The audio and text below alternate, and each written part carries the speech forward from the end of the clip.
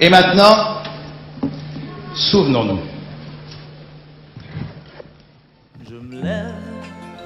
Par exemple, quand vous repensez au garçon qui un jour a reçu la première épreuve de son premier disque sur lequel il y avait Belle, Belle, Belle, comment le revoyez-vous, ce garçon-là?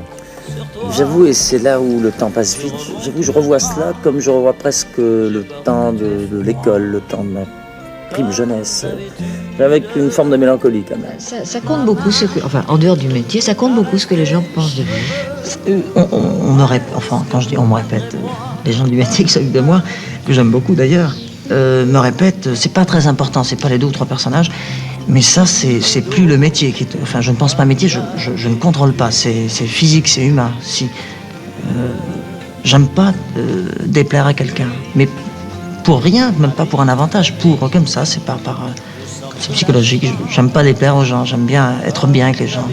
Finalement, je suis payé pour ça, je suis payé pour chanter mes chansons et provoquer un rêve, un petit délire et tout ça, donc je suis d'accord ça. Quelle impression ça fait d'avoir 4 millions de fans?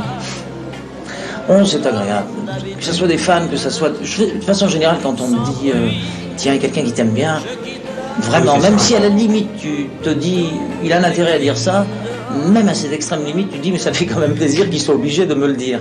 Alors quand on dit quelqu'un t'aime bien, ça fait toujours plaisir. Je relève mon col comme d'habitude,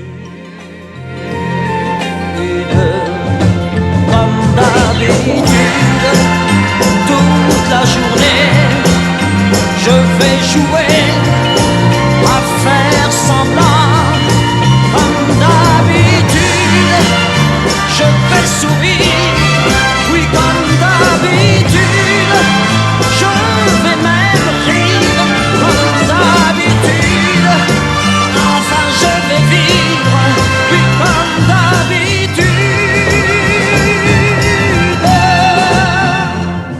Est-ce que quoi que ce soit a vraiment de l'importance? C'est la question que je me pose. J'ai l'impression que rien n'a de l'importance, que la vie, donc le fait que le temps passe et qu'on s'achemine vers la mort, donc vers la disparition définitive. Non mais c'est pas le vieillissement qui me gêne, c'est la mort qui me gêne, c'est la disparition, c'est la fin. Et là, j'ai eu un deuxième coup de fil, et c'est une femme, une voix de femme qui pleurait, mais qui pleurait et qui me disait dites-moi que c'est pas vrai, dites-moi que c'est pas vrai, ce que j'entends à la radio. Alors, je comprenais rien. J'ai été mettre la radio, et là, j'entends. Le chanteur Claude François est mort cet après-midi. Il s'est électrocuté dans sa salle de bain en voulant changer une ampoule. Claude François est mort. Mais comme d'habitude, même la nuit, je vais jouer